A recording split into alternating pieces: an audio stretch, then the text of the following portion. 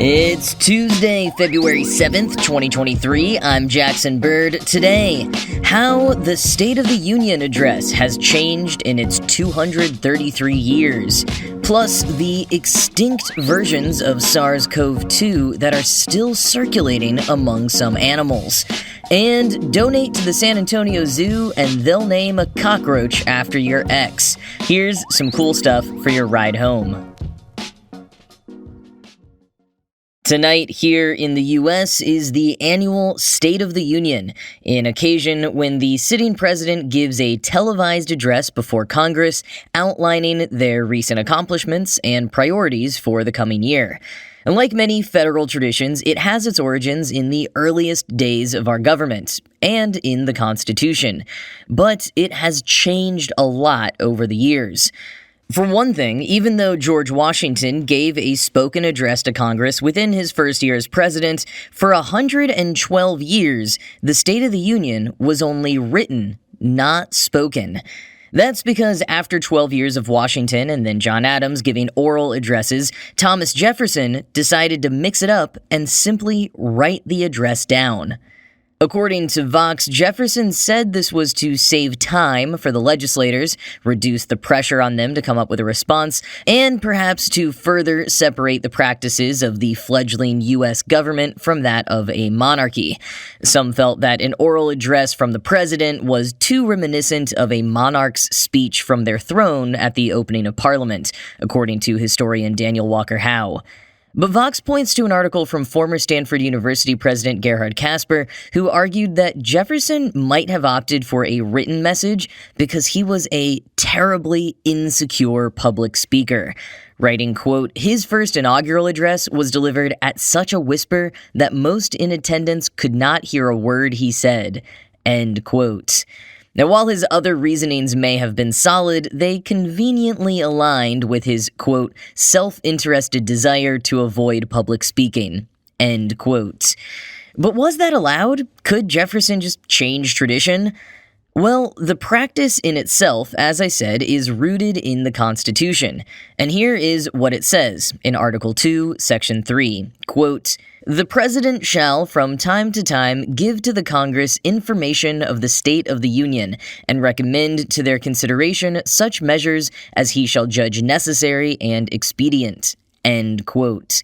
Nothing about that information being written or spoken, or about how frequently it must be given, just from time to time. But George Washington started the annual tradition right away, giving a speech in January 1790 and another one at the end of that year. He would, as such, establish the tradition of doing the State of the Union towards the end of the year, usually in December or November. It didn't become a January tradition until the 20th Amendment moved the start of Congress from March to January in 1933. And it wasn't actually called the State of the Union originally, despite that phrasing appearing in the Constitution. For years, it was simply referred to as the annual message. And that didn't change until 1942. Franklin Roosevelt was the first one to start informally referring to it as the State of the Union, a name that caught on enough for Harry Truman to officially rename it the State of the Union a few years later.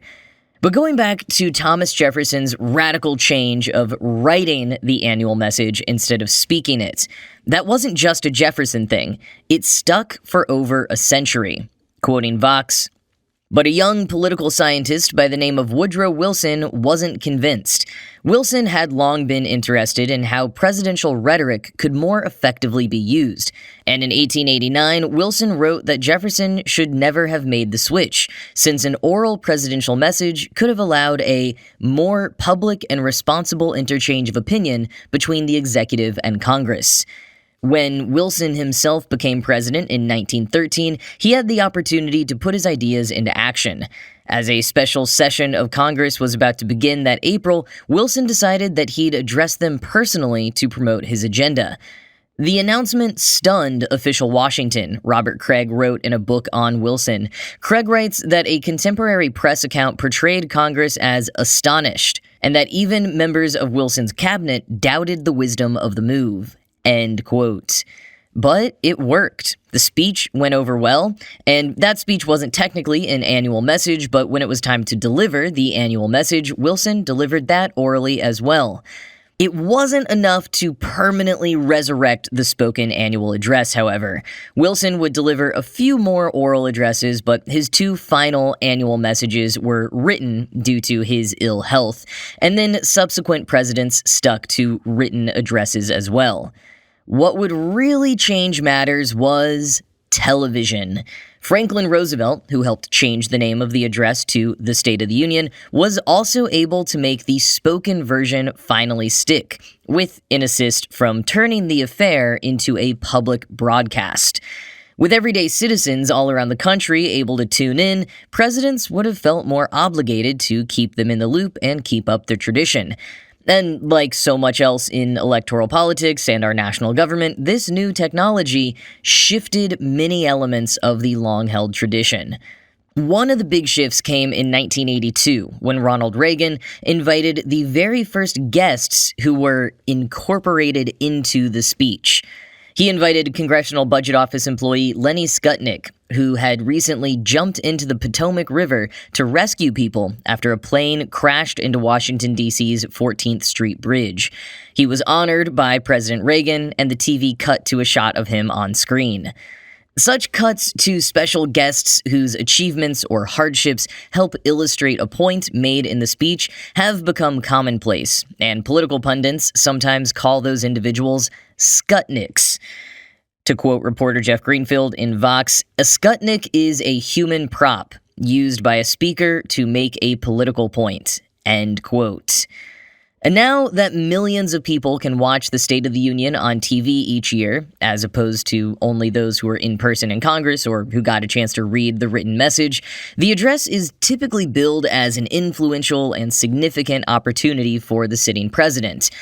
But in reality, they don't often have much of an impact on public sentiment. Sometimes they don't even get the full attention of the TV networks. In 1997, as Bill Clinton was wrapping up his speech, the networks all cut over to a live feed from the courtroom of the O.J. Simpson trial, where the jury was about to deliver the verdict. Apparently, each network had been weighing different solutions to this matchup. Some even considered a split screen of the two events, while others planned to announce the verdict using on-screen graphics while keeping the video and audio on the president.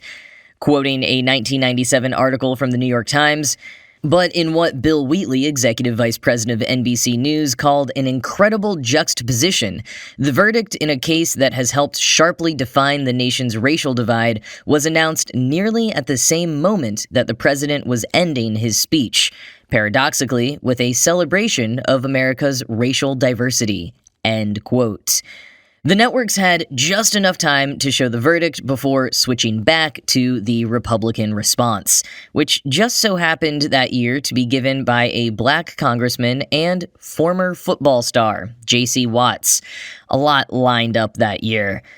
But even though the networks insisted they were never going to boot the State of the Union for the O.J. Simpson trial, and even though there's a decent amount of hype put on the address, they don't actually tend to move the needle on anything. There are some notable exceptions, however. One was back when it was still a written annual message and not a spoken State of the Union address, quoting Vox.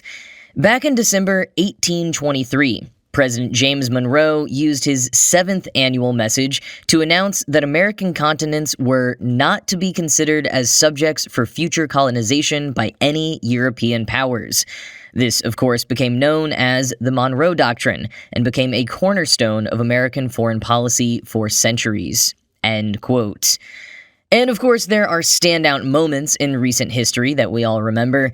George W. Bush's Axis of Evil speech in 2002, Nancy Pelosi ripping up the text of Donald Trump's speech in 2020, Ruth Bader Ginsburg falling asleep during Barack Obama's address in 2015, and later revealing to the media that she, quote, wasn't 100% sober. Last year was the first time that the president was ever flanked by two women, when Vice President Kamala Harris and Speaker of the House Nancy Pelosi sat behind President Joe Biden. That turned out to be a one-off, as this year Kevin McCarthy will take the spot reserved for House Speaker, but hey, there's always hope for the future. Personally, I hope that the State of the Union this year will be utterly boring.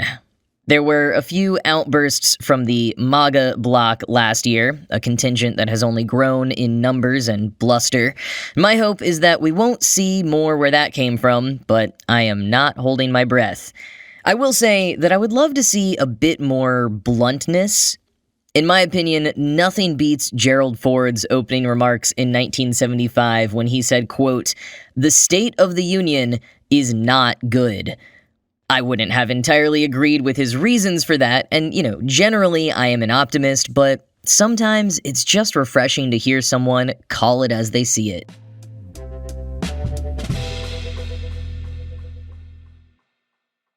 For over a year now, when people talk about COVID-19, they mostly bring up Omicron, or recently maybe XBB 1.5. But whatever happened to Delta?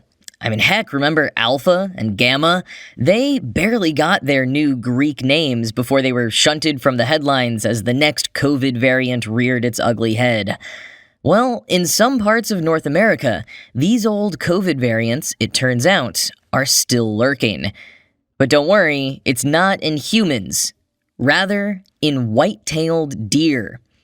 Alpha, Gamma, and Delta are still circulating among white-tailed deer and a few other animal populations. A new study published last week in the journal Proceedings of the National Academies of Science studied over 5,000 samples of lymph tissue from white-tailed deer from New York, samples that had been collected as part of an investigation on chronic wasting disease in that population. But using those samples, they were able to identify substantial genetic changes from the versions of the variants that affected humans. Such changes indicate SARS-CoV-2 has been spreading and mutating over time within that population. It's not just a one-off event. Virologist Diego Dale calls it, quote, "a new wildlife reservoir for SARS-CoV-2 in North America," end quote. And quoting from Science Alert, "Based on the time that the samples were gathered, it seems likely that the virus is able to circulate in deer for months after its last detection in people. It's possible that these animals are acting as long-term reservoirs for SARS-CoV-2 variants. These mutations potentially make it easier for SARS-CoV-2 to pass to other animals and perhaps even back to humans," end quote. That is a big if, though. There's only been one reported case of a deer passing COVID-19 to a person, even though it does spread from deer to deer quite easily. But we are still more likely to catch it from fellow humans. The fact that SARS-CoV-2 kind of has its own lineage within the white-tailed deer population is fascinating, but it doesn't seem like there's any reason to be overly concerned for now.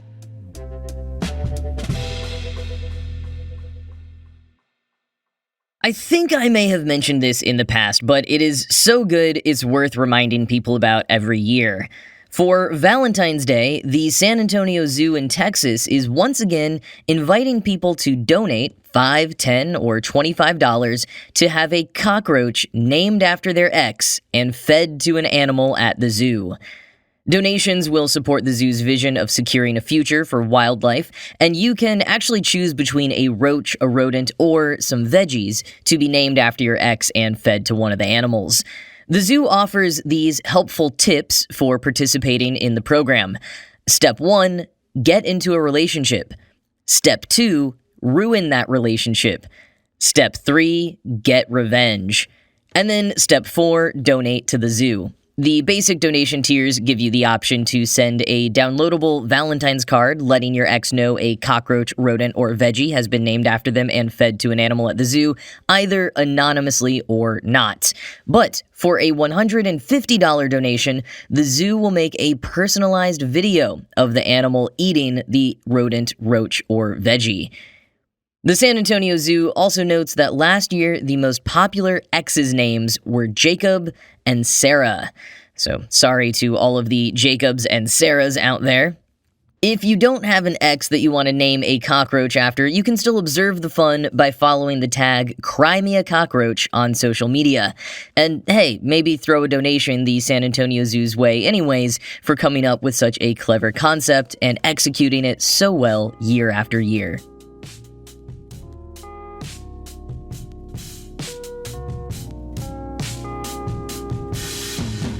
So, the Super Bowl this weekend is going to be one with a lot of firsts.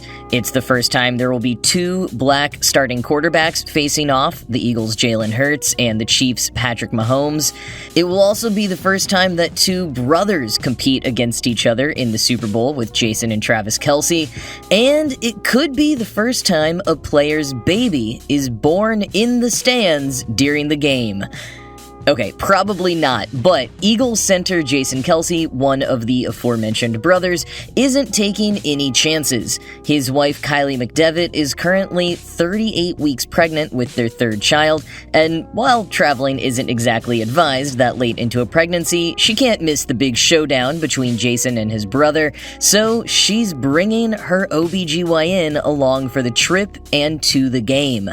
So not only will there be two Kelces competing on the field, but the day could end with yet another Kelce added to the ranks. Again, probably won't happen, but could you just imagine? And speaking of extraordinary birth stories, I feel like in the past I have probably mentioned the documentary Three Identical Strangers. It came out back in 2018, and it's one of those documentaries that is so good, in part because the real-life story is just so fascinating and comes with a lot more twists and turns than you might expect. So I won't say too much about it, except for the main premise, which is identical triplets who were separated at birth and unintentionally reunited as young adults. They did the whole talk show circuit back in the 80s, so you might even remember their story from then. Well, the jaw-dropping documentary is now set to become a dramatic TV series, possibly starring Ben Stiller as all three of the triplets. As AV Club points out, Stiller has mostly kept behind the camera in recent years, producing and directing a slew of movies and TV shows, including Severance. So this would be his return to a starring role, or rather, three starring roles. And having seen the documentary, I do think Stiller is a great fit if they're focusing on the later years of the triplets' lives. I imagine they'd still need to cast a younger actor for when the triplets first discovered each other, and Stiller hasn't even been confirmed yet. He's just in talks with the production company and director Tim Wardle. Could be interesting. And if you've never seen the documentary Three Identical Strangers, I highly recommend it. Looks like it's streaming on Hulu or available to rent on demand. But that is it from me for today. This show was produced by Ride Home Media. I'm Jackson Bird, and I'll talk to you again tomorrow.